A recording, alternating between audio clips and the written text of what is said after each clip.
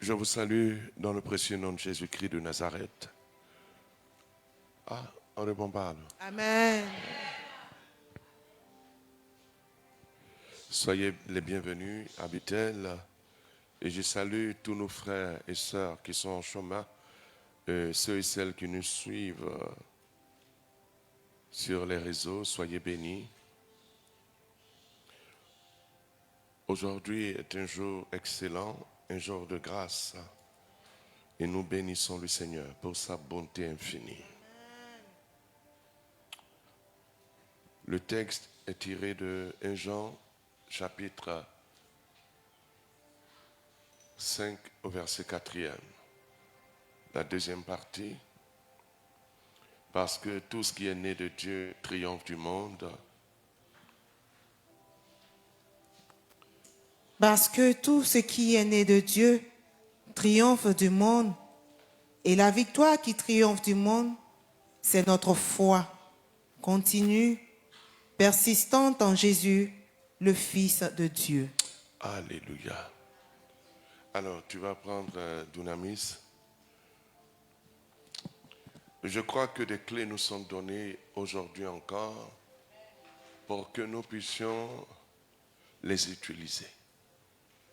Car la nature divine qui nous a été communiquée par la nouvelle naissance triomphe du monde. La puissance victorieuse par laquelle nous triomphons du monde, c'est notre foi. Qui peut être vainqueur du monde? Celui-là seul qui croit que Jésus est le Fils de Dieu. Regarde, Amen.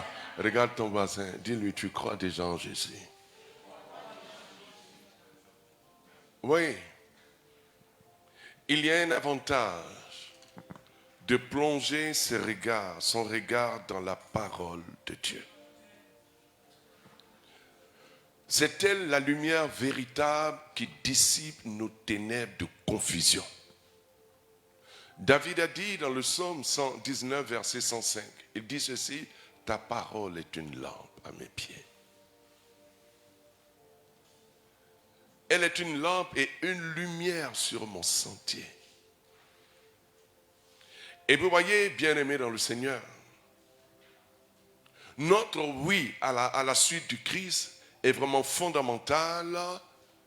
Et l'acte que nous avons posé, chacun de nous, dans la profession de notre foi, le jour de notre baptême, nous a conféré des droits, une autorité et des privilèges divins. Amen.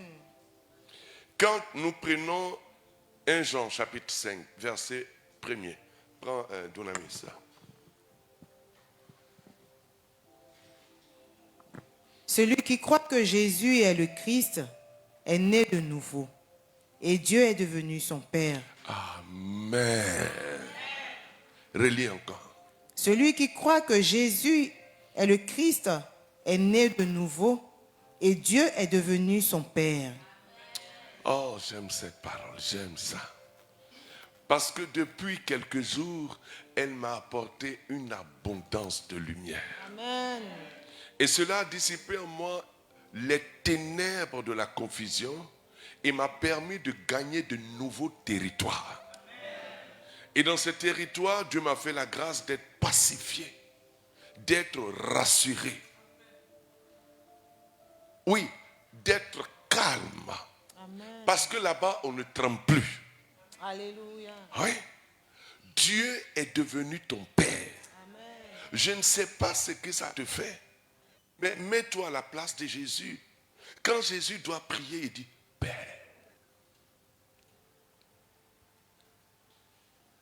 Il se reconnaissait comme enfant de Dieu, le Fils béni du Père. Et c'est justement pour cela qu'il nous a instruits, il nous a enseignés. Vous voyez, la révélation a jailli après le tombeau. Lorsque cette dame, Marie de Magdala, s'est retrouvée à la tombe, ne voyant pas le Christ, le jour de la résurrection, et qu'elle voit quelqu'un non loin de là, la Bible dit, elle pensait que c'était le jardinier. Elle pleurait. Et vous voyez, bien souvent, quand nous sommes éprouvés, notre perception de Dieu change. On peut le transformer en jardinier. Elle l'a transformé en jardinier. Quand tu as des difficultés, tu peux transformer ton Jésus. Bon, je ne sais pas comment toi tu le vois. Bon, d'autres le transforment en quelqu'un de faible, en quelqu'un qui abandonne. Voilà, ils le voient comme un être humain. Mais elle a vu un jardinier. Mais Jésus va la franchir. Il va l'appeler par son nom. Alors, elle doit répondre, Rabouni. Et Jésus lui dit, ne me retiens pas. Mais va dire à mes frères, je monte vers mon Dieu qui est votre Dieu et vers mon Père qui est votre Père. Alléluia! Et vous voyez, par la grâce de notre baptême, Dieu nous a adoptés comme ses propres enfants. Nous lisons en Romains au chapitre 8.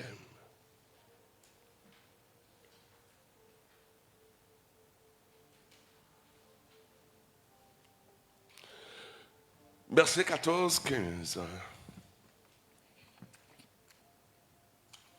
Car ceux qui se laissent diriger par l'Esprit de Dieu sont fils de Dieu. En effet, vous n'avez pas reçu un esprit servile. L'esprit qui vous a été donné ne vous transforme pas en esclave. Il ne vous ramène pas sous la férule de la crainte. Il vous a introduit de plein droit dans la famille de Dieu. Il a fait de vous les fils adoptifs de Dieu, ce qui nous permet de l'appeler Père, mon cher Père. Alléluia! On dit à quelqu'un, fait de Dieu, il a un secret. Ouais! Voilà un grand secret, une vérité fondamentale que tu dois accepter, assimiler. Ça délivre de ce que beaucoup appellent les liens générationnels, les liens ancestraux. Ouais. Je me souviens encore, quelque temps après notre mariage avec ma bien-aimée, voilà, qui est là.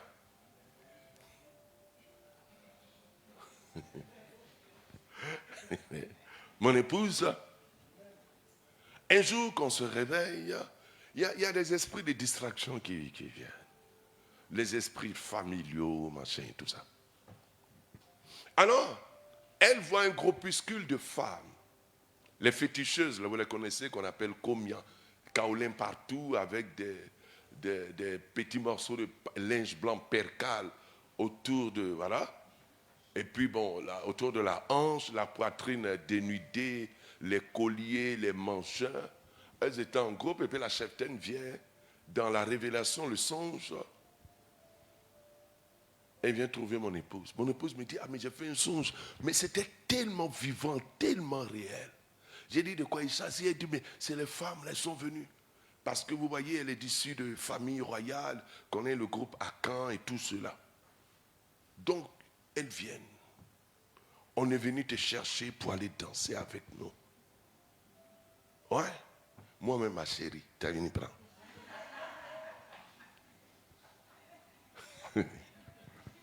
Le Fils du Père. Alors, elle me dit, voilà ce qu'elle a vécu. Mais, je lui ai dit, chérie, tu es baptisée? Elle dit, mais oui, bien sûr que je suis baptisée. Alors, tu es devenu enfant de Dieu? Oui, mais bien sûr que par mon baptême, je le suis. Alors, tu es de la famille de Dieu? Elle dit, oui, bien sûr que je le suis. Alors, je lui pose la question. Est-ce que dans la famille de Dieu, il y a des commiens? Il y a des féticheuses? Elle dit non. J'ai dit, mais dis-leur, tu ne te sens pas concerné. Oui, on n'a pas chassé quelqu'un, on a déclaré la vérité. Et la victoire s'est manifestée. Oh, toi, amen. Ton amen doit m'améniser. Vous voyez, bien-aimé dans le Seigneur, c'est ça la vérité, parce que Jésus a dit, vous connaîtrez la vérité. Et la vérité vous affranchira. Vous voyez, des fois, nous voulons substituer la vérité par nos prières de lutte et de transpiration. C'est pas comme ça, ça marche. La vérité. Et la Bible dit, comme tu crois que Jésus est le Fils de Dieu,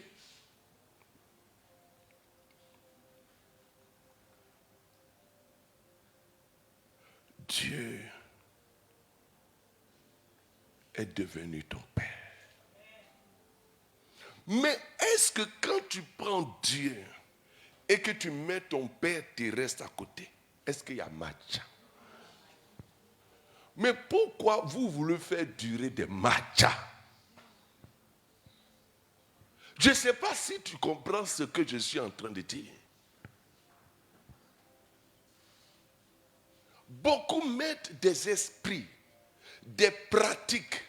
Oh, dans ma famille, il y a ci, dans ma famille, il y a ça, dans ma famille. J'ai dit aux gens, détrompez-vous. Si tu ne crois pas à la vérité, tu seras toujours de cette famille où il y a ci, où il y a ça, où il y a fétiche, où il y a cri-cri. Depuis le jour où tu as cru, il y a eu un transfert. Il y a eu un transfert.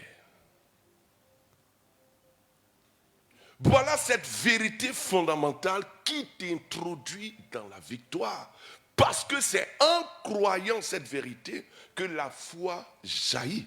Puisque la Bible dit, la foi vient de ce que l'on entend, et ce que l'on entend vient de la parole du Christ, et la victoire qui triomphe, c'est la foi. C'est ta foi. La vérité. La vérité. Quand nous plongeons nos regards, j'ai dit, cette vérité-là, ça t'affranchit de toutes les chaînes. Même si ton grand-père allait prendre chaîne de bateau pour aller adorer les rentrées, il a attaché vos pieds sur combien de générations? Cette vérité-là t'affranchit. Alléluia! Nous lisons Colossiens. Colossiens chapitre 1.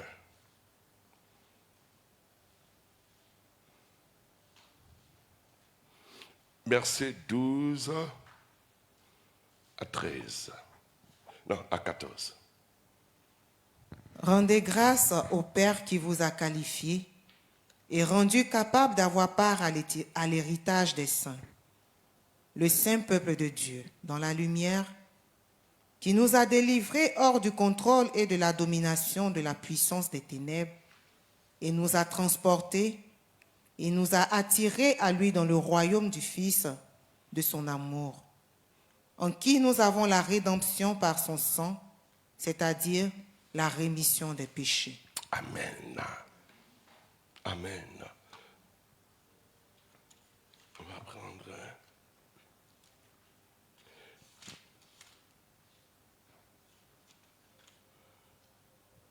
Merci Jésus.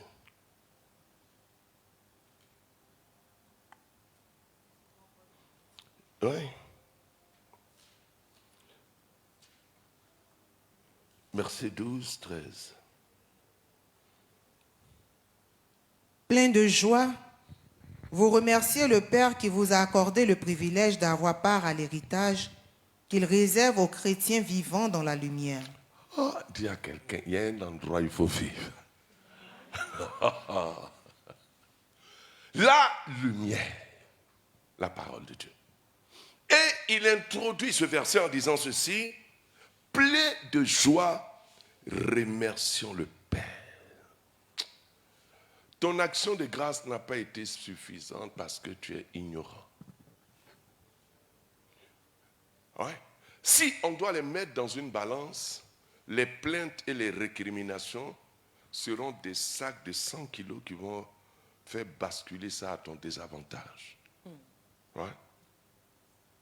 Parce qu'il dit plein de joie. Vous voyez, Dieu nous a adoptés. Voilà la source même de notre joie à cause de Jésus-Christ. C'est lui qui a rendu cela possible. Nous sommes sur la terre, des fois on est tenté d'envier les enfants d'eux. On a envie les enfants de ministres, de directeurs, parce que nous-mêmes, on habite ici qu'au bois. Quand tu regardes devant, tu dis, hey, quand est-ce que toi aussi, ton papa va t'emmener à étudier au Canada? Mais toi, tu es à Abidjan ici, et Pépé Marie Corée. Tout ça. Et ils sont dans les écoles, les Washington, tout ça. Déjà, même quand on te dit la rue même où se trouve l'école, là même, tu te dis, ah, toi-même, on ne peut même pas nommer ta rue. On va appeler ça le carrefour où il y a un vendeur de charbon. Regarde des choses comme ça.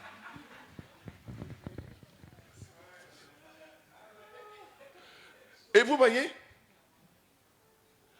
tout ça, tu vas entendre les rues Paris 16e, rue 13, machin. Toi là, il n'y a pas ça. On identifie même ton coin, un Aoussa qui est là, coupé de fagots, machin. Vous voyez? Et tu es là, tu envies les autres qui sont dans les quartiers. Mais tu sais le privilège que tu as eu. Quel que soit le quartier, mais tu as un privilège. Oui, parce que selon la lumière de la parole, tu as été transféré. Alléluia. D'une famille à une autre. Et tu as été dépouillé même de l'héritage qui te crée des problèmes sur la terre pour être introduit, pour être bien accueilli. Vous voyez, l'enfant prodigue, lorsqu'il est allé dilapider, on sait ce qu'il a fait. Qu'il est rentré en lui-même, qu'il a fait le pas de la foi, venir dans la repentance, mais son père l'a accueilli. Son père l'a introduit dans la famille. Et lui-même disait, oh père, non père, je ne suis pas digne d'être appelé ton enfant. Je ne suis pas digne. Même les serviteurs, les boys, les gardiens, oh, sont mieux que moi. Son père dit, mon enfant, mon enfant. Oh, je prie que cela retentisse dans ton cœur. Il dit, mon enfant qui était mort est revenu à la vie. Qui était perdu a été retrouvé. Toi, tu peux avoir une mauvaise perception de toi à cause de tout ce que tu peux endurer, de ton environnement familial, de ton quartier et tout cela. Mais la voix de Dieu sur ta vie n'a pas changé. Mon enfant. Mon enfant. Et vous voyez, il est plein de joie. Donc tout enfant qui a cru, mais doit remercier le Père. Et la Bible dit qu'il nous a accordé le privilège d'avoir part. Même si les génies de ta famille t'ont volé, il y a une famille où il y a des mallettes de grâce qui t'attendent encore. Parce que l'ennemi peut te dépouiller, mais il ne peut pas dépouiller ce que Dieu a en réserve pour toi. Je veux déclarer sur ta vie que tes yeux s'ouvrent au nom de Jésus. Que tu reçoives la lumière et que tu demeures dans cette lumière au nom de Jésus. Mon frère et ma soeur. Alors ma fille poursuit. Il nous a délivrés du pouvoir des ténèbres et nous a transférés dans l'éternel royaume de son Fils bien-aimé. La Bible dit, il nous a déjà délivrés. Il nous a délivrés. Ce n'est pas écrit, il nous délivrera. Je disais quand je prêche, depuis que Dieu a ouvert mes yeux, il faut comprendre le langage de Dieu. Ouais. C'est pourquoi certaines de nos prières ne peuvent pas recevoir un écho favorable. Parce que nous demandons à Dieu ce qu'il nous a déjà donné. Alors, nous voulons croire, voir pour croire, et puis nous ne voyons pas. Le jour où tu comprendras ça, tu vas changer ta façon de prier sur certains sujets.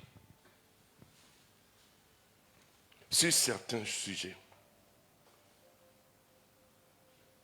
Poursuis. Étant unis à lui, nous sommes rachetés de notre servitude. Nous recevons ainsi le pardon des péchés. Amen. Il dit, il nous a délivrés du pouvoir des ténèbres et nous a transférés. Quand nous sommes nés, il y avait des ténèbres. Dans nos familles, cela pouvait s'apparenter à l'idolâtrie, au péché, à l'ignorance, aux pratiques animistes, au contrôle des hommes forts, etc. Mais dès l'instant où tu acceptes Christ, tu es un privilégié. Amen. La Bible dit, il nous a transférés, et dans d'autres versions, il dit, il nous a transportés. C'est pourquoi, quand tu ne plonges pas tes regards dans la parole et la méditation, pour avoir la mentalité de ta famille nouvelle, ça ne peut pas marcher. C'est justement pour cela que j'ai rendu le témoignage. Mon épouse est issue de famille royale. Mais dans cette situation, il fallait exprimer la royauté divine.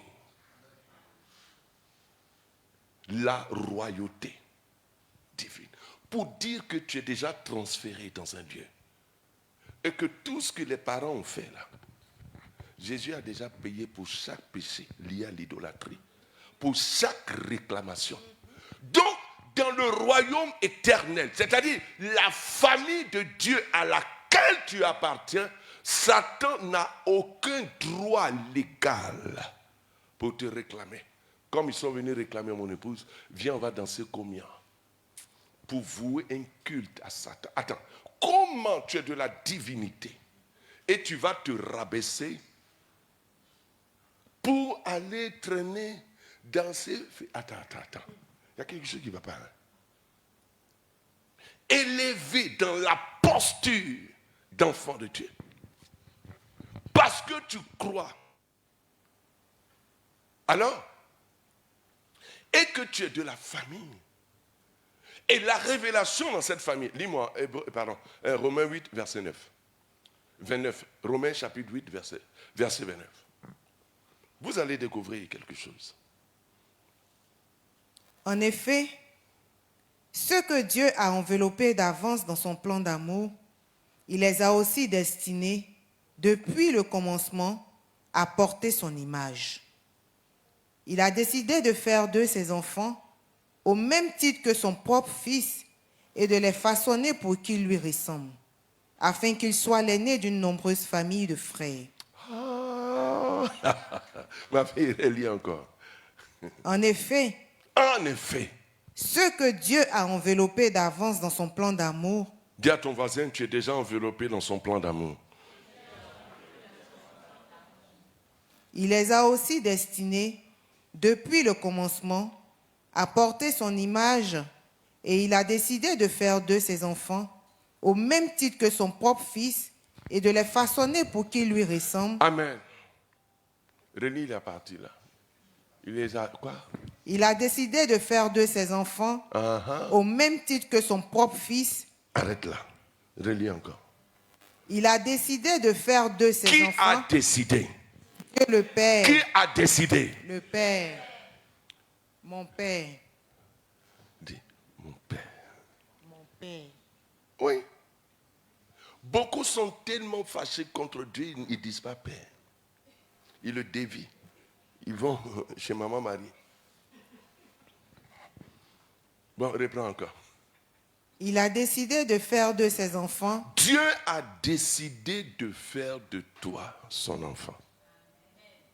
Au même titre que son propre fils. Au même titre. Ah, est-ce qu'on peut acclamer Jésus pour ça?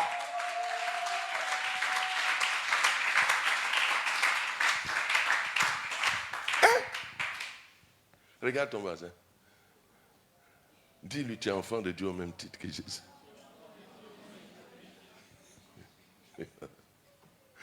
Ah, Jésus. Tu ne sais pas qui tu es. Non.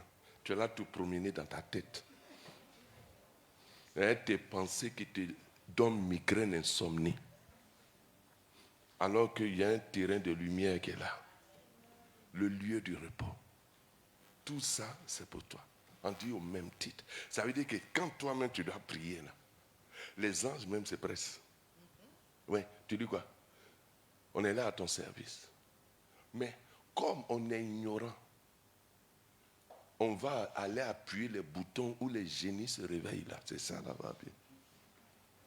J'ai montré ça dans la Bible. C'est là. Vas-y. Au même titre. Hein?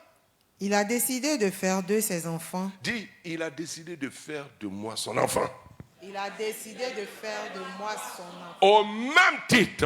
Au même titre que Jésus. Maintenant, ça là, tu regardes là. Est-ce qu'il y a un lien dedans? Mais pourquoi vous ne voulez pas vous délivrer vous-même? Je ne comprends pas. Je disais aux gens, il y a des prières là. Dieu est là, les chrétiens laissent ça. Ils sont en train de poursuivre un démon. Ils sont en train de poursuivre lièvre. Ils sont en train. Mais les anges même vous regardent comme ça jusqu'à. C'est-à-dire eux-mêmes, ils quittent la réalité de la lumière et la grâce. Et puis Satan voit les petits démons, les voilà en train de courir. À cause de ça, certains ne dorment pas. Or, la Bible dit, Dieu bénit son bien-aimé. Oh. Oui. Je me rappelle, on va poursuivre la vitesse. Un jour, on a vécu quelque chose sur notre toit. Il y avait du bruit comme ça. Mon épouse, c'est elle a dit point d'atterrissage, point de décollage au nom de Jésus. Je l'ai regardé, on l'a. J'ai tiré le drap, je n'ai rien dit. Matin, elle-même s'est dit, attends. Je me suis débattu, moi-même, mon chéri, là. On est dans la même maison, dans le même lit, là. Lui, il est tranquille. Et puis moi, c'est fini. Elle est délivrée. Des fois, il y a du bruit. Elle dit, chérie, c'est qui? Il dit, il faut laisser ça là. Papa gère. Papa gère. Quand Dieu fait, tu es trop content. Parce que quand c'est toi, tu transpires. Oui. Regardez Jésus, il dort dans le bateau. Le bateau l'a fait comme ça. L'eau rentre. Les apôtres ont commencé à crier.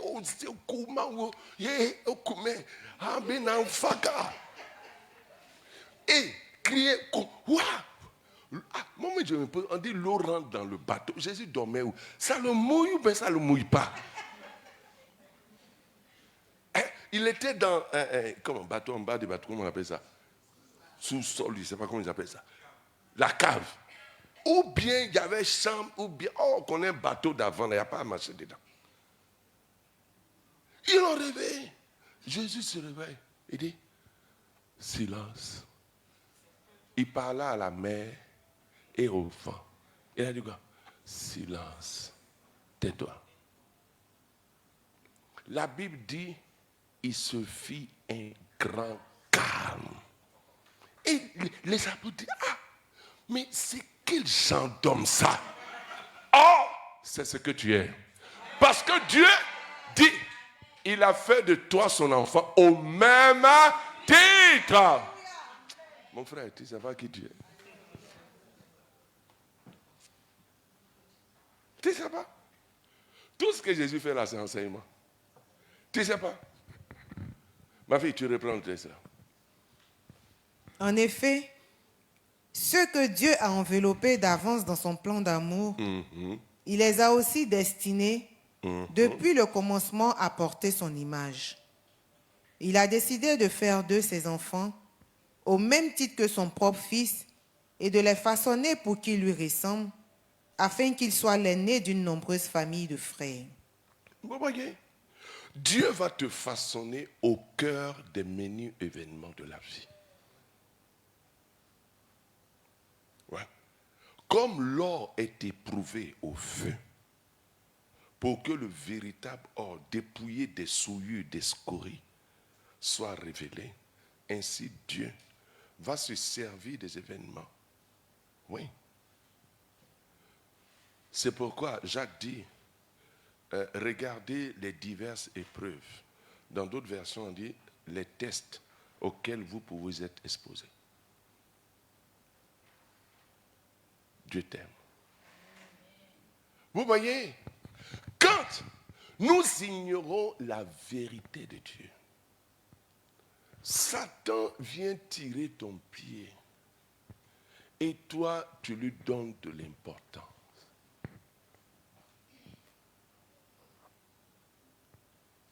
Voilà. Les gens se débattent, non, c'est pas comme ça. Parce que la Bible dit, parce que tu crois en Jésus, Dieu est devenu ton Père. C'est la grande révélation quand nous acceptons Christ en vérité et que nous passons par les eaux du baptême. Maintenant, la conséquence, vous allez voir, prends-moi Dunamis, 1 Jean chapitre 5, verset 4.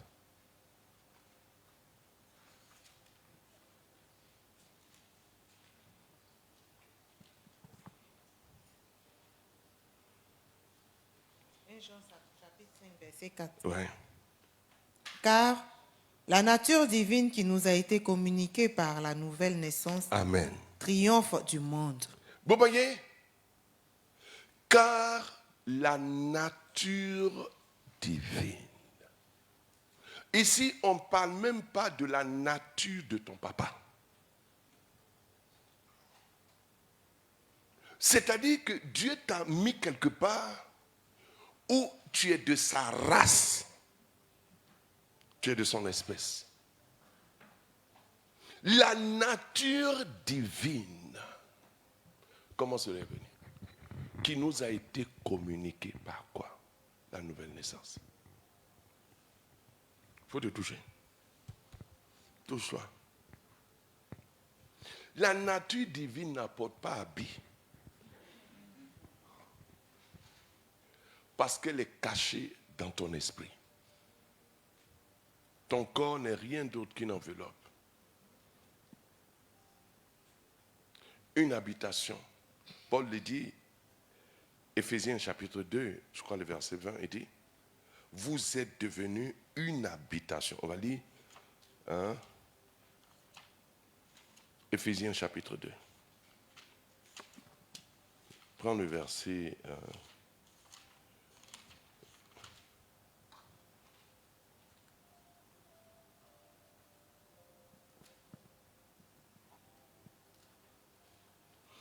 Tu lis à partir du verset 19 et tu descends. Voilà pourquoi vous n'êtes plus des étrangers ou des hôtes de passage. Vous êtes citoyens à part entière avec tous les autres chrétiens. Vous êtes le peuple même de Dieu mis à part pour lui. Vous faites partie de sa famille. Vous êtes l'édifice que Dieu construit sur le fondement des apôtres, ses porte-paroles. Jésus-Christ en personne est la pierre d'angle sur laquelle tout l'édifice s'aligne. C'est en lui que toute la construction s'élève harmonieusement, chaque pièce s'adaptant parfaitement à ses voisines, afin d'être un vrai temple consacré au Seigneur. Par votre union avec le Christ, vous avez été intégrés à ce sanctuaire avec les autres pour former une demeure où Dieu habite par son esprit. Dis à ton voisin, Dieu habite en toi. Et vous voyez, on va lire détaillé, verset 22. Voilà ce que Dieu a fait par la grâce de la nouvelle naissance. Verset 22, Éphésiens 2, verset 22. En lui et dans la communion les uns avec les autres, vous êtes aussi édifiés dans cette structure pour être une habitation, pour former un domicile fixe de Dieu en esprit. Vous dites pas amen. Il y a un mot. Il dit, pour être une habitation. Maintenant, il va ajouter un élément. Il dit, pour former un domicile. Ce n'est pas tout. Il a ajouté un petit mot, fixe. Tu es l'adresse de Dieu sur la terre.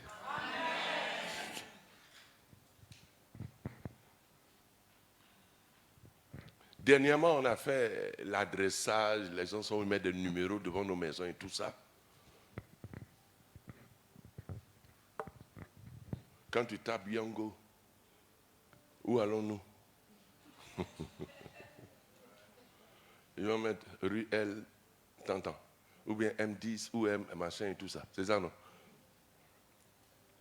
Alors, puisque par la nouvelle naissance,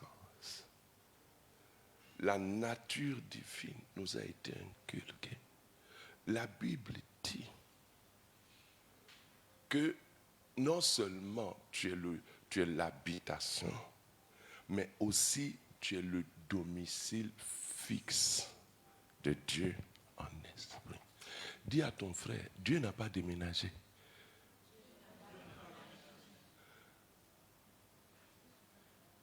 Mais c'est nous qui déménageons.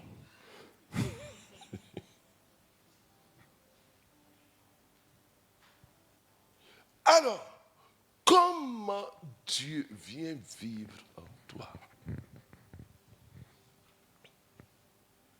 Et Satan va te malmener.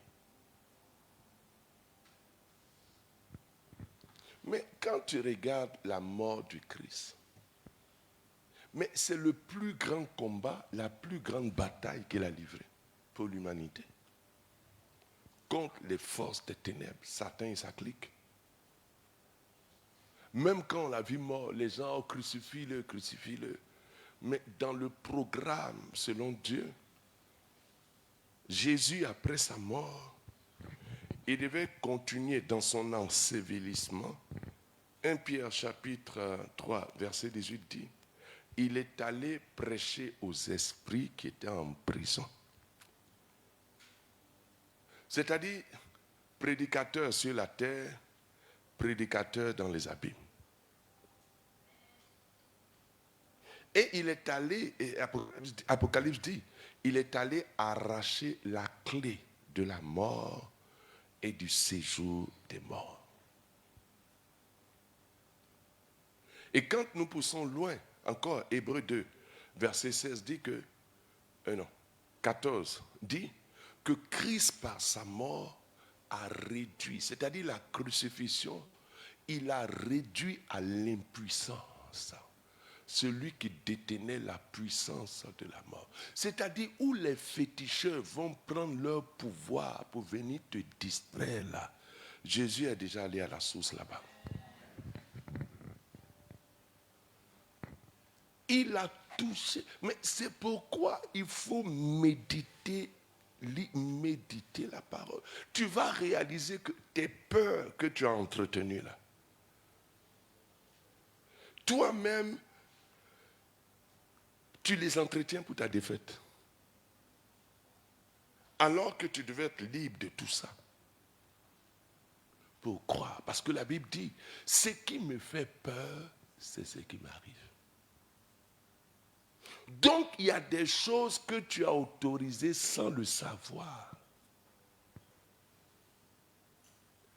Que tes peurs, tes craintes ont sponsorisé, ont parrainé. Et ça a duré dans ta vie jusqu'aujourd'hui. Comment tu peux t'imaginer que Dieu habite en toi et toi, tu n'es pas conscient de cette présence?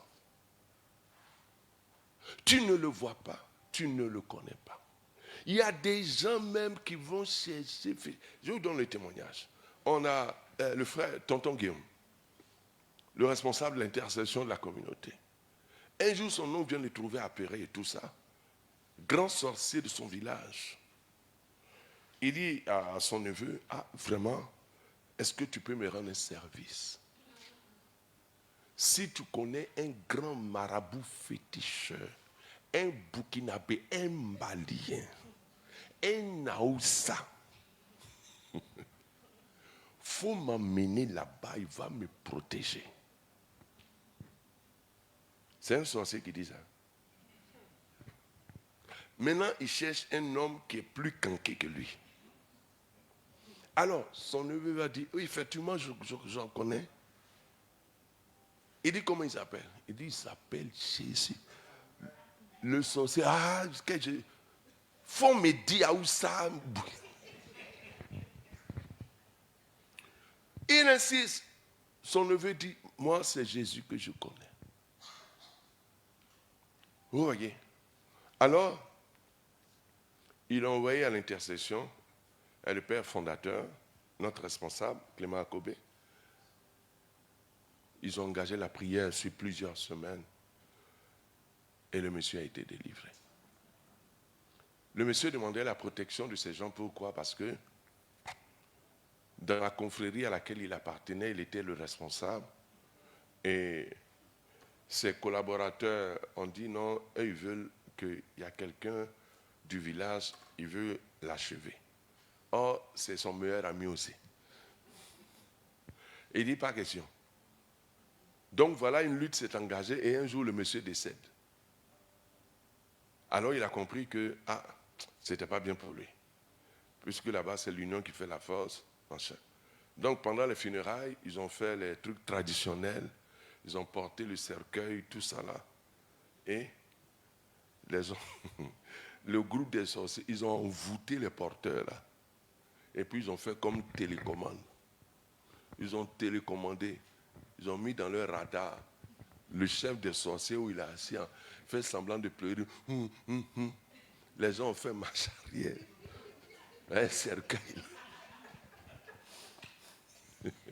Une bonne distance. Et puis maintenant, pif, ils ont démarré. Ils ont accéléré. Le monsieur est là comme ça. Sur sa tête, la cercueil, là, bing, accident. Il est renversé. Tout le village crie, oh, c'est lui, c'est lui, c'est lui. Ah, puisque le cercueil l'a dévoilé, c'est lui. Oh, comment il va dire aux gens que ce n'est pas lui? Tout le monde. Alors il a fui le village. Donc il va chez une féticheuse, loin du village, dans un autre village, chercher la protection. Elle a jeté le coris, jeté. Elle regarde dans sa télévision en Canarie d'eau là. Elle voit une armée rangée en bataille. De sorciers. Elle dit au gars, sors de chez moi. Ne me crée pas de problème. Sors. Donc le monsieur a fui le village aussi, il est descendu à Abidjan. Donc ses collègues là sont en train de le chercher pour finir avec lui. C'est là il est tombé, elle a dit. Tonton Guillaume l'a conduit à la communauté, ils ont prié jusqu'à ce qu'il soit délivré. Dis à ton voisin, sorcier a peur.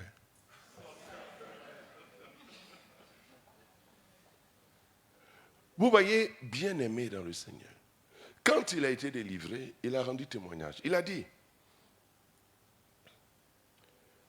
que la dernière bataille, ils étaient venus en nombre et ils l'ont touché. Alors, il est tombé dans un abîme, dans un trou sans tout noir. Il dit, c'était pour lui, il savait qu'il allait mourir. Et dans le fond du puits, là, il est tombé dans une main. Une main. Il dit, c'est plus grand qu'un matelas. Si vous voulez, comme la carte de la Côte d'Ivoire, la main. Main là. Et c'est cette main-là qu'il a relevée, qu'il a sorti. Alléluia! Et il a fait une confession. Il dit, Jésus est trop puissant. Il est la racine de toutes les puissances. Alléluia! Oh, c'est lui qui habite en toi. C'est Jésus là, c'est lui qui est là. Pourquoi tu as du mal à remporter certaines batailles. Parce que tu n'étais pas préparé à méditer la parole, c'est tout.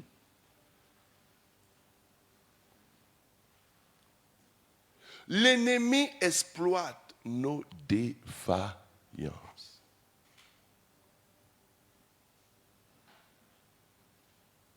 Beaucoup s'arrêtent à la prière, c'est bien, c'est pas suffisant. Est-ce que toi-même tu peux manger sauce, il n'y a pas de viande, il n'y a pas de poisson dedans tous les jours? Il faut manger, il faut les autres ingrédients. Vous voyez, bien-aimé dans le Seigneur, il faut renouveler sa mentalité. C'est pourquoi il faut méditer la parole pour avoir la pensée du Christ. Parce que nos pensées nous égarent. Quand on lit Jérémie au chapitre 6, verset 19. Jérémie chapitre 6, verset 19.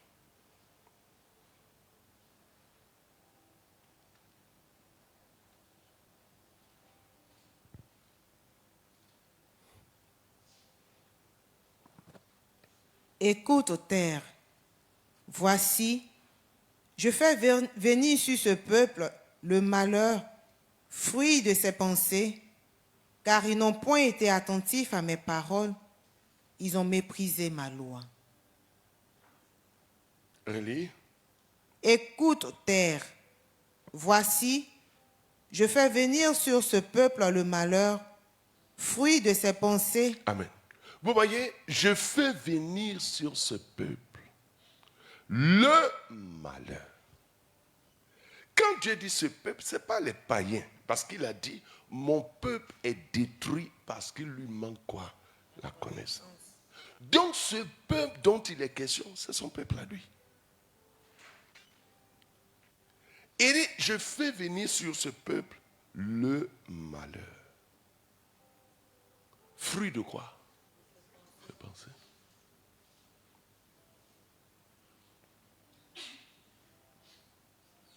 Tu ne penses pas comme Dieu. Sinon, tu ne penses pas comme un enfant de Dieu. Toi-même, tu regardes. Tu as tellement vécu d'événements douloureux que ça t'a communiqué un système de pensée. Et cela t'a tellement fragilisé que des fois, vous voyez, quand nous sommes blessés à l'intérieur de nous, nous générons des germes négatifs. Cela va influencer notre façon de voir, notre perception des choses. Et la première personne que nous allons tenir à distance, c'est Dieu lui-même d'abord. Avant de tenir les hommes, on va dire, on va faire une sélection. Moi, cette tante-là, ou celui-là. Non, moi, je n'aime pas m'approcher de lui, hein. Comme ci, comme ça, comme ça. Mais ça, c'est les effets des blessures accumulées qui ne sont pas guéris suite peut-être à des offenses, à notre environnement, à la maltraitance, je ne sais pas trop. Et vous voyez, et nous allons faire des projections pour dire, ah, Dieu m'aime pas, Dieu n'aime pas, tout. Parce que les gens ont du mal à nous aimer. À satisfaire nos attentes, nous faisons des projections sur Dieu.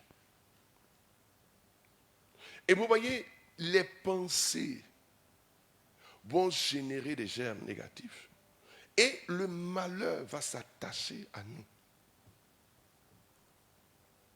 Le malheur. Or, Dieu dit quoi? Isaïe 55, versets 8 à 11.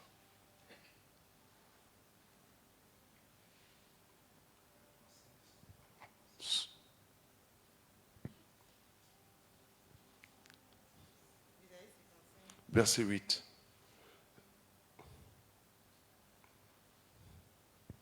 Car mes pensées ne sont pas vos pensées, et vos voix ne sont pas mes voix, dit l'Éternel. Vous voyez, Dieu dit,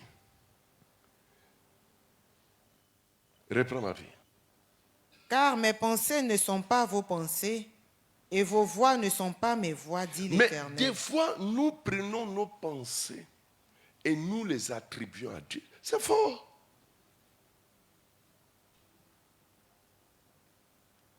C'est faux. Parce que tu n'as pas la vérité de Dieu. Te concernant, le concernant, et puis, bon, sur la situation.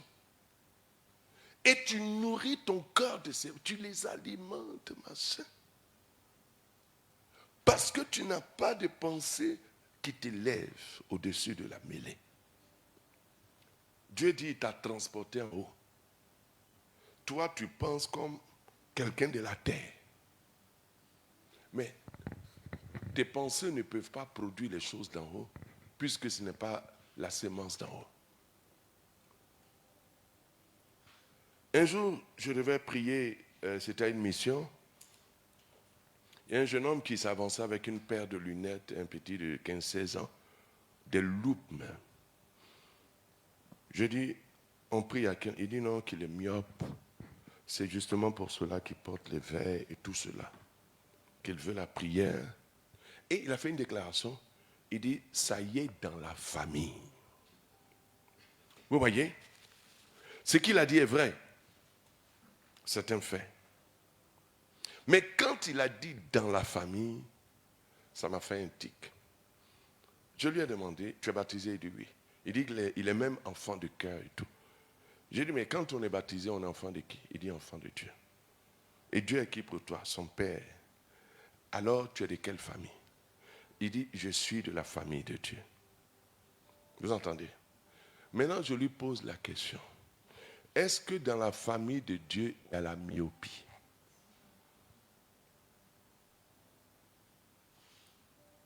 Il dit non. J'ai dit, tu le crois? Donc, s'il n'y a pas de myopie, ça veut dire quoi pour toi? Il dit, mais ça veut dire que je suis guéri. Oui.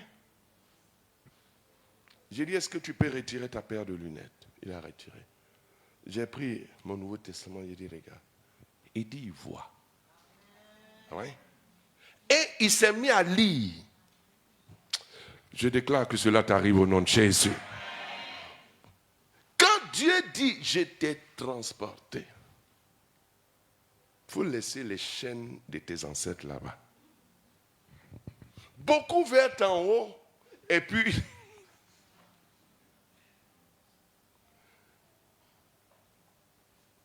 Dieu dit, je t'ai déjà délivré. Toi, tu dis non, comme je vois ci, je vois ça, au lieu d'appliquer la vérité. Je me rappelle, j'ai prêché une retraite à Saint-François. À la pause, il y avait les écoutes. Il y a un homme qui est venu à l'écoute. Il demande à la sœur qui était bergère du noyau, la sœur Michel, ma sœur, enseignement que berger a donné là, est-ce que c'est vrai?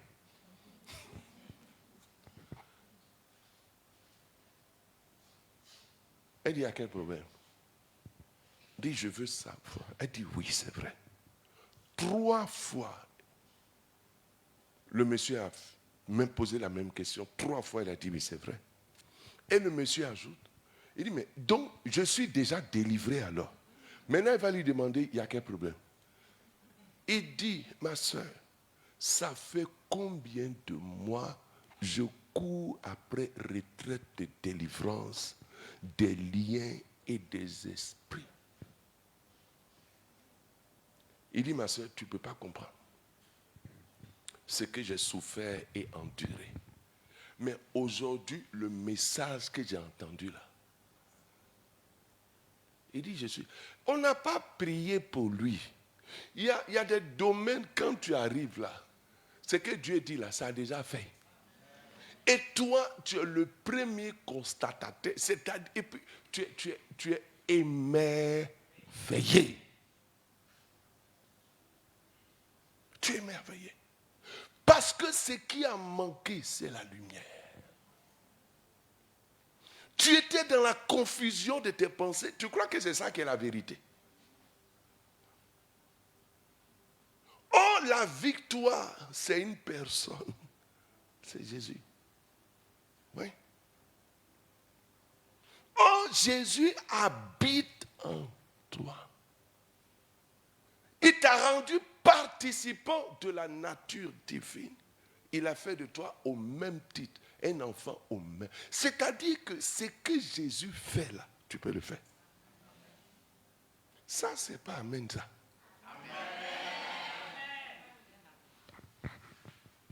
Faut donner amen là. Toi-même, ça va rentrer dans ton corps. Vous voyez? Pourquoi les sorciers, ils font comme ça, ils font comme ça, ils font comme ça, ils font comme ça.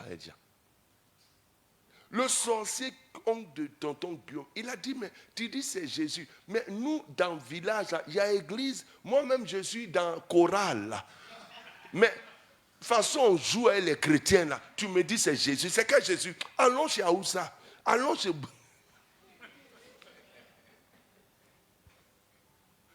Bien-aimé dans le Seigneur. Vous voyez, quand nous n'opérons pas à partir de la pensée de Dieu, parce qu'on n'est pas en contact avec la parole, on dit, je vais à l'église. Mais tu ne vas pas à la parole. Parce que si je pose une question, qui croit en Dieu ici? Levez les mains. J'ai dit, levez les mains si vous croyez en Dieu. C'est tout. Acclamez-vous maintenant. Ah, moi-même, je suis dedans. Maintenant, qui accepte la parole de Dieu? C'est là qu'il y a problème. Oui? C'est là qu'il y a problème. Parce que quand Dieu va te dire, pardonne, tu as dit, moi j'ai raison. Ah! Elle n'aurait pas dû, il n'aurait pas dû. C'est ça ou c'est pas ça? Oui? Non. Quand tu crois en Dieu, ce qui est sorti de sa bouche. Lis-moi, Jérémie 7, verset 23, 24.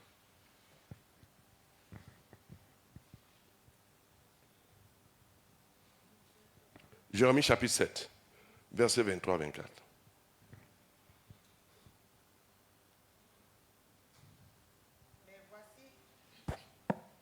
Mais voici l'ordre que je leur ai donné. Écoutez ma voix, et je serai votre Dieu, et vous serez mon peuple. Marchez dans toutes les voies que je vous prescris, afin que vous soyez heureux. Mais les voies, il y a voie de pardon, voie de réconciliation. Il faut pardonner. C'est dedans.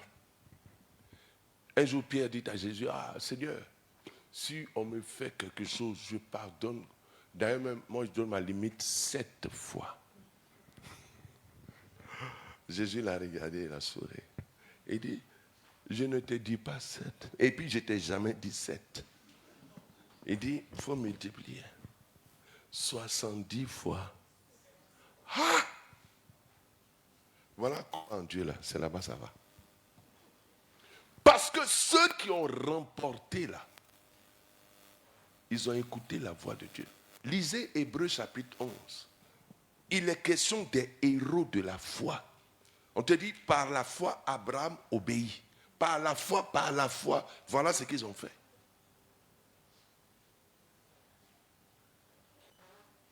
Continue le verset. Verset 24. Jérémie, chapitre 7. Et ils n'ont point écouté, ils n'ont point prêté l'oreille, ils ont suivi les conseils, les penchants de leur mauvais cœur, et ils ont été en arrière et non en avant. Mais ceux à qui Dieu s'adresse là, c'est des croyants. C'est son peuple Israël. Il a dit écoutez, écoutez, mais ils n'ont point écouté. Maintenant Dieu dit voilà ce qu'ils ont écouté. Ils ont suivi le conseil, les penchants de leur mauvais cœur. Ce qui nous empêche de triompher. Parce que souvent on veut faire les choses à notre tête. Ça ne marche pas comme ça. Parce que si tu veux être le héros de ta vie, mais il faut marcher dans les pas des anciens. Par la foi, Abraham obéit. Par la foi, Noé a suivi les instructions de Dieu. Par la foi, Abraham offre son fils en sacrifice. Par la foi. Dieu dit qu'il faut laisser femme des gens. Tu as ça aussi la foi. Parce que tu peux être assis sur le banc d'église, tu cherches femme de l'autre. Et tu vas dire, je crois en Dieu, le Père Tout-Puissant, Créateur du ciel et de la terre.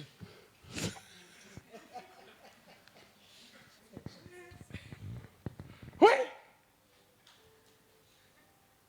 Vous voyez? Donc, nous avons besoin de plonger, de méditer. Parce que la Bible dit la victoire qui triomphe, c'est notre foi. Parce que tu dois croire en Dieu et en sa parole. Ce qu'il dit que tu es, ce qu'il est pour toi, tu dois véritablement l'assimiler. Et ce que tu assimiles doit sortir de ta bouche sous la forme de déclaration. Nous le voyons avec David, 1 Samuel chapitre 17, à partir du verset 32. David dit au peuple en face de l'armée des Philistins et Goliath.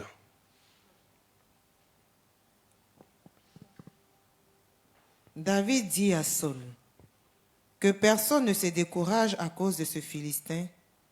Ton serviteur ira se battre avec lui. Continue. Saul dit à David, tu ne peux pas aller te battre avec ce Philistin, car tu es un enfant et il est un homme de guerre dès sa jeunesse. David dit à Saul, ton serviteur faisait paître les brebis de son père, et quand un lion ou un ours venait enlever une du troupeau, je courais après lui, je le frappais et j'arrachais la brebis de sa gueule.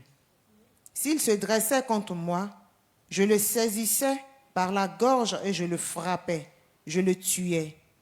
C'est ainsi que ton serviteur a terrassé le lion et l'ours, et il en sera de même du Philistin, de cet incirconcis comme de l'un d'eux, car il a insulté l'armée du Dieu vivant. David dit encore, l'Éternel qui m'a délivré de la griffe du lion et de la patte de l'ours, me délivrera aussi de la main de ce Philistin. Et Saul dit à David, va, et que l'Éternel soit avec toi. Amen. Vous voyez les déclarations de David. David dit à Saul que personne ne se décourage. Mais c'est pourquoi quand tu lis le psaume 42, David parle à son âme. Il dit, mon âme, pourquoi t'as battu? Pourquoi te décourages-tu? Espère en Dieu. Loue Dieu. Mais ton premier coach, là, c'est toi-même et puis ta bouche. Mais beaucoup parlent, maman, il ne sait pas ce qu'il a fait à Dieu et puis il pleure. Mais quelle victoire tu as? La nature de Dieu, là, ça ne se manifeste pas. Dieu veut atteindre un objectif. C'est pourquoi il y a des choses qui sont là. Regardez, est-ce que... pourquoi Dieu n'a pas enlevé Goliath? Hier, je suis allé prêcher sur les dames. Le thème, c'était « Les Égyptiens que vous voyez, vous ne les verrez plus jamais. » C'est ça, non? C'est ça, on aime. J'ai dit aux gens, ton voisin à la maison, là, ou bien ton sorcier, c'est un Égyptien. Ce n'est pas un gourou, ou bien ce n'est pas un Hébreu. Hein? Ton patron qui te fatigue au travail, ce n'est pas un Égyptien. C'est un abbé peut-être de Shabak. Hein? Dieu a dit, tu ne verras plus. Mais il y a un abbé que tu vois tous les jours. J'ai dit laisser les Égyptiens. C'était dans un contexte bien précis. Parce que les mêmes Égyptiens, là, Dieu les a engloutis, il les a mis dans la mer. Il n'y avait plus d'Égyptiens. Mais comment se fait-il qu'ils sont avec Dieu dans le désert et puis ils ont échoué? C'est ça, vous êtes là? Dis-moi, est-ce qu'il y avait Pharaon là-bas? Il n'y avait pas Pharaon. Il y avait son armée, il n'y avait pas d'armée. Dieu même était présent, colonne de feu, nuée. Ou bien ça faut? Alors, comment avec ça, ils échouent?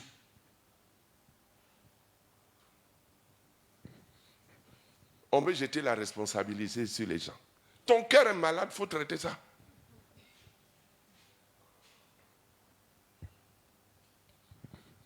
Les gens ont démontré que leur cœur était malade, que la vision qu'ils avaient de Dieu là était faussée. Quelle démonstration Dieu n'a pas fait? Quand il descend. Les femmes préparent, Dieu les inspire, elles font un soukouya, elles font comment on appelle ça? En kedjenou, sauter, en maillot, maillot, tout ça. Elles n'ont pas fait. Matin, ça descend, la manne, croissant, pain complet, pain chocolat, tout ça ils ont mangé. Alors, avec ça, tu vois et puis tu échoues. Dieu même qui a fendu la mer là, il est au milieu de vous. Mais posons-nous la question. Laissez les Égyptiens. Ouais. Si tu ne sais pas donner la place qui revient à Dieu, les gens là, ils vont toujours te fatiguer. Ne vous fatiguez pas. Dieu, on le loue, on ne se plaint pas de lui.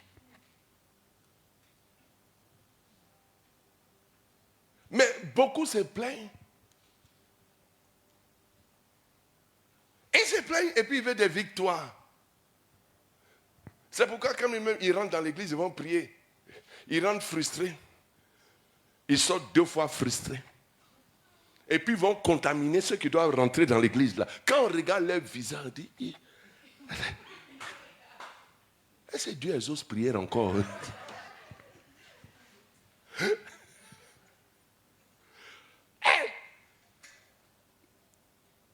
Mais nuée et colonne de feu, là, c'est dans l'église, Saint-Sacrement.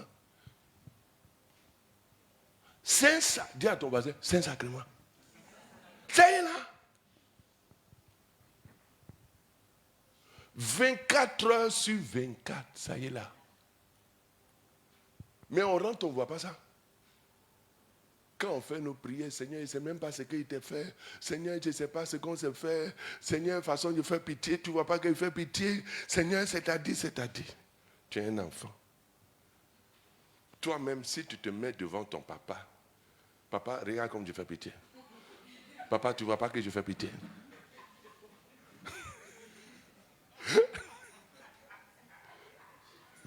Attends, toi-même parent, là, tu fais comment? Hein? Non, toi-même, il faut répondre. Ton enfant vient, il fait ce refrain, ce cantique-là, il est là. Si je fais pitié, tu vois pas comme il fait pitié. Hein? Tu réagis comment? Ah. Mais regardez l'enfant prodigue, comment il est venu. Dieu l'a accueilli, il dit, mon fils, il a fait encore pour toi. Ah! Lui-même, l'enfant, là, mais il est étonné. J'ai dit, laissez Dieu vous mettre dans l'étonnement. Vous voyez? Bien-aimé dans le Seigneur. Attends. Donc, David, il dit aux gens, ne vous découragez pas. Parce que les défis auxquels il a été confronté, il a pu relever ces défis. Blessure d'abandon, de rejet qu'il a connu. Parce qu'il est issu d'une relation bizarre. C'est pourquoi il est dit, Psaume 51, il a été conçu dans l'iniquité. Quand on voit David au front, son grand frère a commencé à l'insulter. C'est comme ça qu'il était traité. Les autres sont allés à l'école. Lui, il est allé garder le troupeau. Où est-ce qu'on a amené David? Dans un lieu. Lui-même, il a dit, il y avait quoi? Lion, os. Ça veut dire qu'il n'était même pas considéré. considéré au même titre que les animaux, parce que s'il mourait dévoré par ces animaux-là, c'est fini. Regarde l'état du cœur des gens de sa famille. Mais David ne s'est pas laissé faire. Aussitôt, dans ses douleurs, il savait qu'il y avait un Dieu d'Israël et que Dieu s'était choisi des personnages, des hommes qui ont aimé. Alors David, comme le dit Paul, soyez mes imitateurs. Il est devenu un imitateur de Moïse et de Josué. Dans la méditation, et il a saisi les clés. Josué chapitre 1, versets 7 à 9. Médite la parole, sois fort, sois courageux. C'est pourquoi de là, David a sorti le psaume 1, que les chrétiens n'aiment pas lire. Ils aiment le psaume 100 combien. Oh, il faut les tailler en pièces. Je les poursuis, je les taille, je les coupe, je les découpe. Voilà.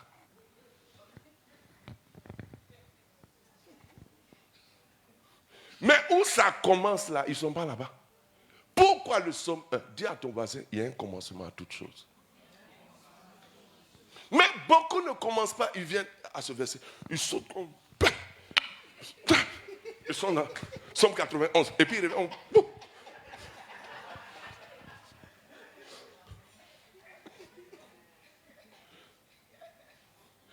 Là où ça a commencé pour devenir David, là, ils ne vont pas là-bas.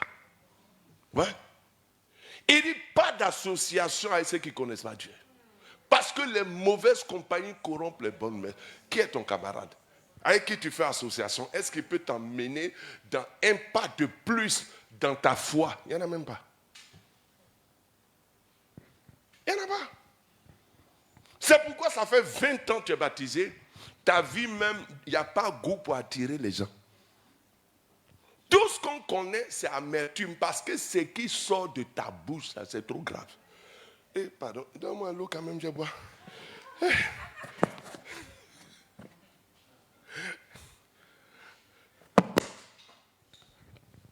Alléluia.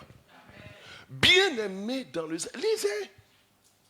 Il dit, celui qui médite. Il dit, heureux l'homme. Merci.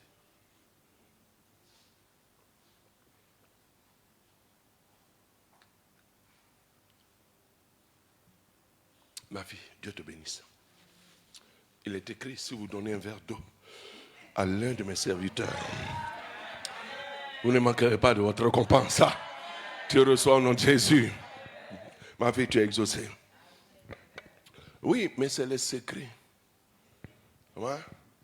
Vous allez, l'homme de Dieu vient vous proposer pas de l'eau. C'est pas bien. Oui. La seule parole qu'il va prononcer, Dieu te, ça gère des crises dans ta maison. Merci. Vous voyez, David, psaume 1, lisez. Parce qu'il doit avoir une croissance dans ta vie. La Bible dit désirer comme des enfants nouveau-nés le lait spirituel de la parole, afin que la parole vous fasse grandir. Donc il faut quitter le niveau où tu es parlé devant. Et c'est ce que beaucoup n'ont pas compris. On est dépendant de la foi des autres. Non. La Bible dit, et la victoire qui triomphe du monde. C'est quoi? Notre. On n'a pas dit la foi de ton voisin. Notre.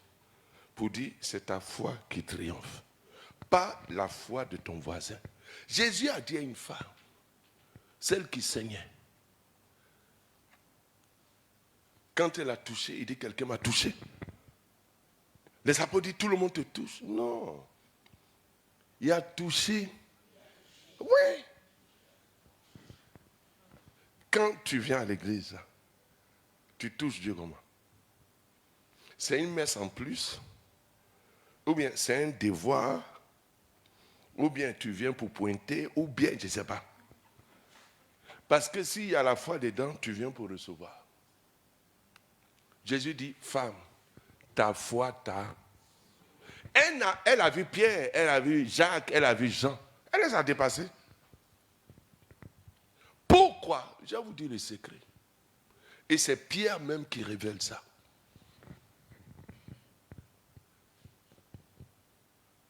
De Pierre. Deuxième lettre de Pierre. Chapitre 1.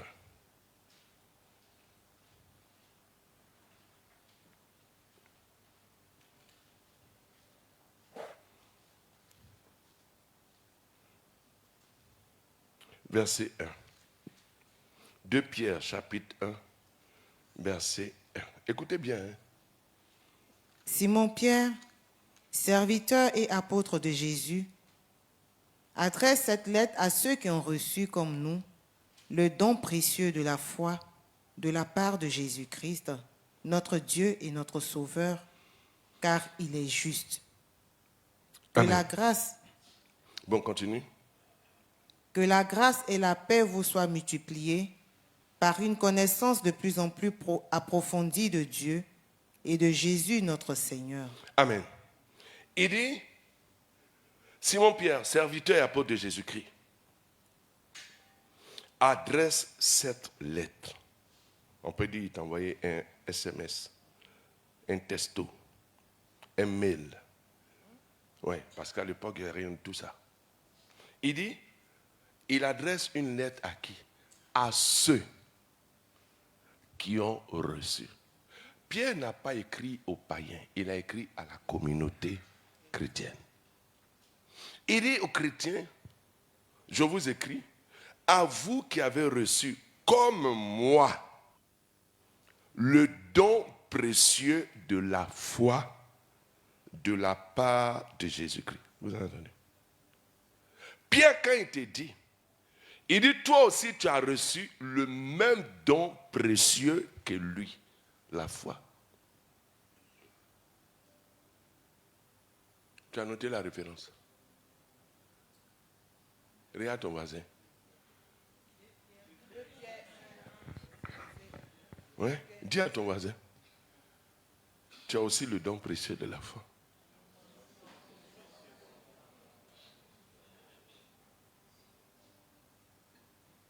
Vous voyez, je lis encore l'autre. Il dit, on va lire détailler. Simon Pierre, serviteur.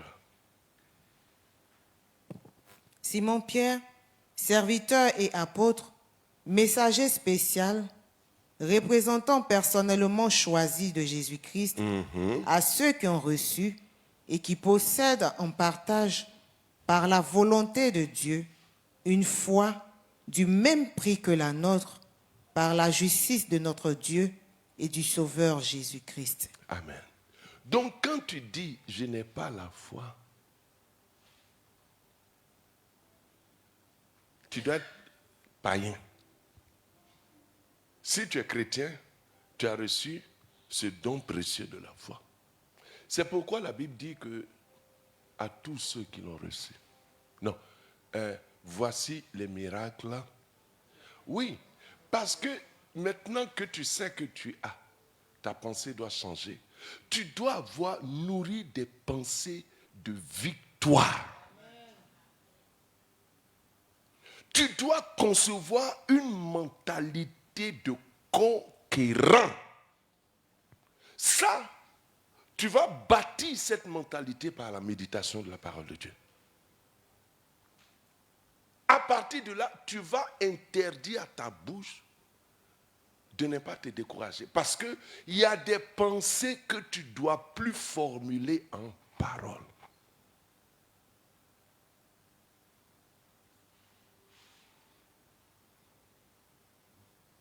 Il y a des pensées, c'est fini. On te dit associé au village, tu rends grâce à Dieu.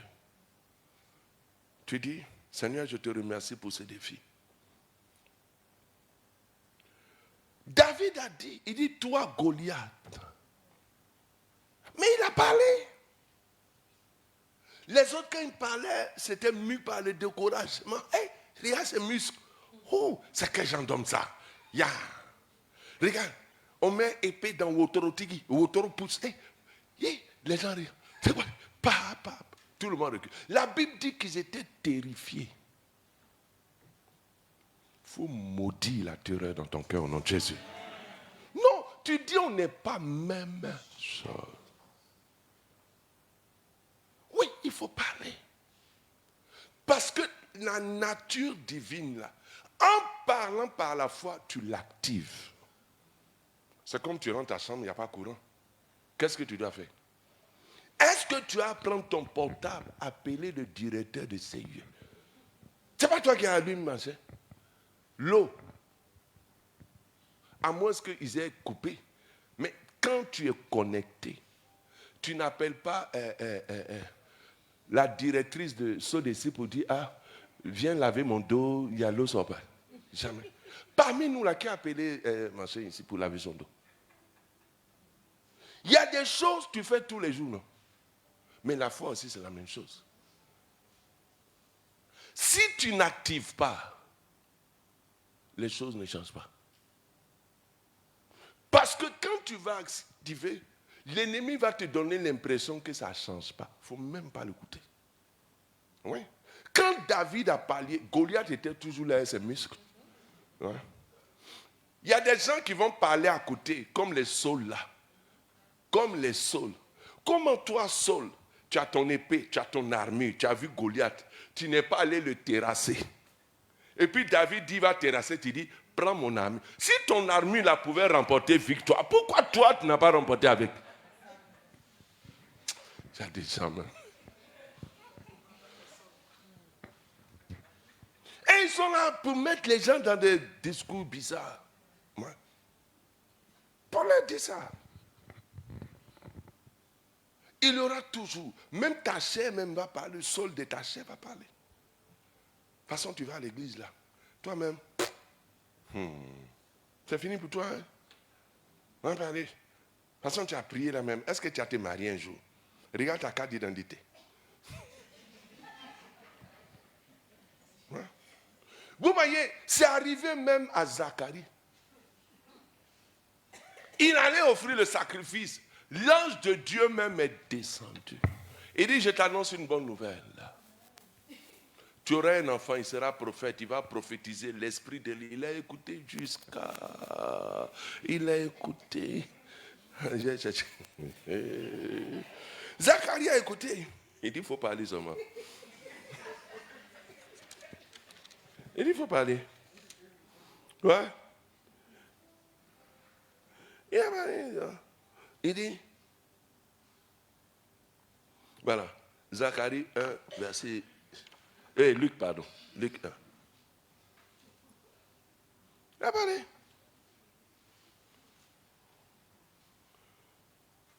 Luc 1, verset 18. Mm-hmm. Oui, sinon l'ange a parlé. Zacharie demanda à l'ange, comment reconnaîtrai-je que tu dis vrai? Car je suis moi-même déjà vieux et ma femme est très âgée. L'ange lui répondit, je suis Gabriel. Je me tiens devant Dieu pour le servir. Il m'a envoyé pour te parler et t'annoncer cette heureuse nouvelle. Mais puisque tu n'as pas cru à mes paroles, tu vas devenir muet et tu ne pourras prononcer un seul mot jusqu'au jour où tout ce que je t'ai dit se réalisera. Car, sois-en certain, mes paroles s'accompliront au temps prévu. Vous voyez, quand l'ange a annoncé la bonne, il a réagi sa carte d'identité. Il dit, hey.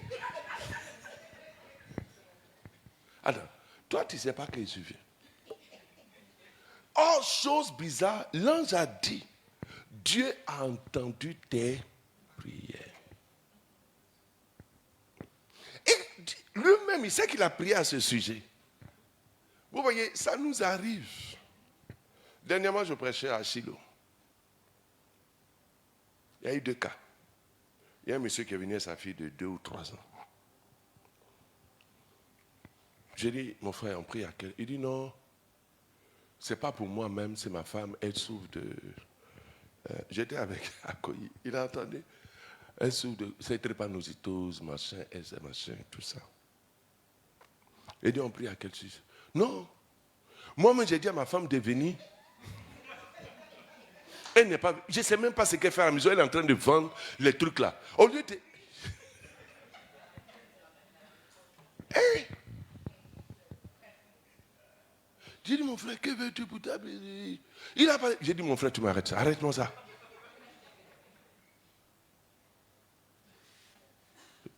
Que veux-tu pour ton épouse? La guérison. Ça, là, tu ne peux pas dire.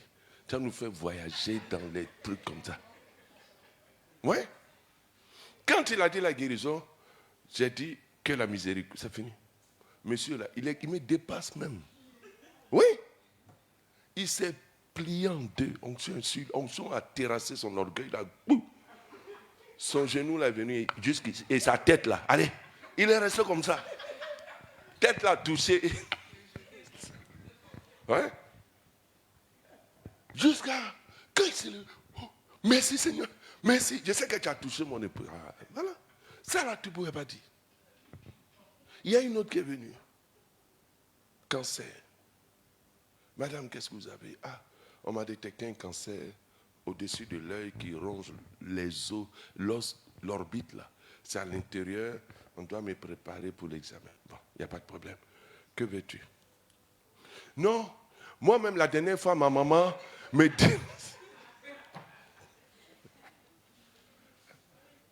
Vous voyez, il y a toujours ta chair qui a venu se mettre dedans. Saul, toi, tu sais que tu as remporté victoire. Tenue de victoire, là. Voilà Goliath. Il faut partir. Il faut partir. Tu es sacrifié enfant dans un tes trucs. Il y a fétiche dedans. Vous voyez, bien aimé dans le Seigneur. David a parlé. Lisez. David dit, il parle seulement. Il dit, toi, aujourd'hui, je vais livrer ta chair. Mais tu as la nature divine, tu peux dire aujourd'hui. Pourquoi veux-tu que tes peurs t'imposent des limites? Pourquoi? Pourquoi? Il nous faut vaincre cet ennemi-là, qui nous impose le silence, qui dans la présence de Dieu nous fait bégayer. Que cela meure au nom de Jésus. J'ai dit que cela meure au nom de Jésus. Il y a des choses, c'est toi-même qui dois le faire disparaître. C'est pourquoi Jésus dit ta foi t'a. C'est ta foi qui te délivre. Quand tu sais comment cela opère, tu commences à faire des déclarations fondées sur la vérité de Dieu. Parce que c'est la vérité qui va te renouveler la mentalité. Vous voyez, pour terminer, j'ai lu un témoignage qui m'a très édifié. Oh, il m'a édifié, il m'a édifié. Il y a un homme qui préparait son mariage, faisait les courses. Donc, il n'est pas vite arrivé au travail, il travaille dans un laboratoire. Et voilà qu'il arrive tout fatigué, assoiffé. Alors, il y a les bonbons là. Il va se servir, il se met à boire. Or, il y a un de ses collaborateurs qui a vu ça parce qu'en son absence, ils ont changé la bonbonne, ils ont mis de l'acide pour faire des trucs. Et lui, il est en train de boire ça. Donc son ami a crié, ne bois pas, c'est de l'acide. Ah!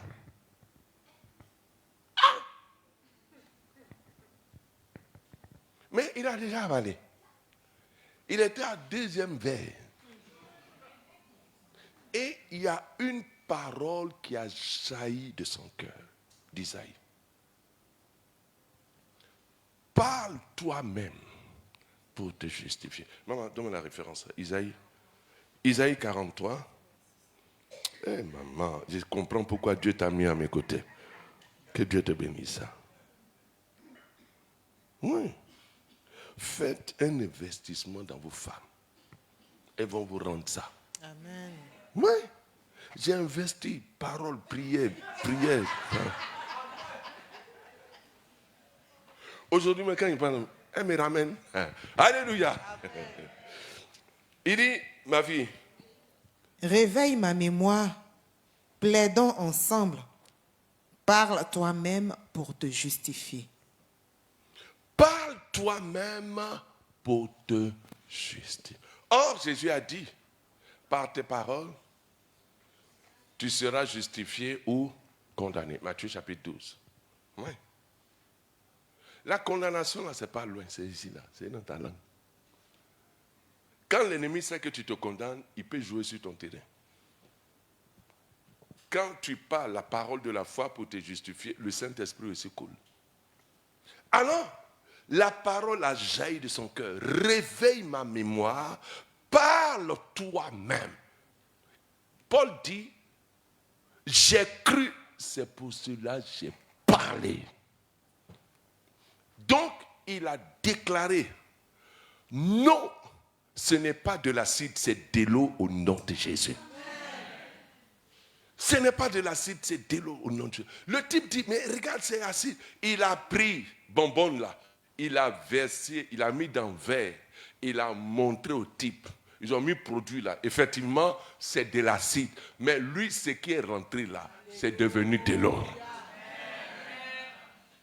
Dis à quelqu'un, David a parlé pour tuer Goliath. Ouais. Mais toi aussi, tu peux parler pour changer les choses. Ouais. Le monsieur a fait test. Lui-même, il a vu que c'est acide. Il regarde, les collègues le regardent. Le monsieur ne tombe pas. Il ne se tord pas. Rien. Alors, ils ont dit, non, toi, Dieu est avec toi. Que Dieu nous bénisse.